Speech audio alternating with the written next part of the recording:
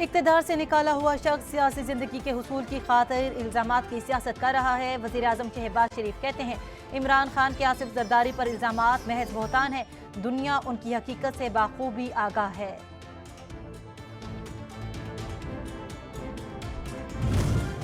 हमारी हुकूमत गिराने के ख्वाब देखने वाला अपनी हुकूमत गिरा कर रो रहा है। मरीम नवाज का वतन वापसी के बाद कारकुनान से फैला खिताब।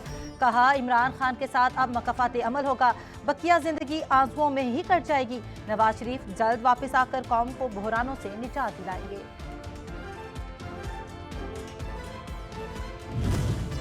इलेक्शन कमीशन को धमकियां देने का केस। अदालत ने फवाद चौधरी का मजीद 2 रोजा जिस्मानी रिमांड मंजूर कर लिया। सेशन जज के हुक्म पर फवाद चौधरी को अदालत पहुंचा दिया गया। फवाद चौधरी को आज भी चादर डालकर अदालत लाया गया।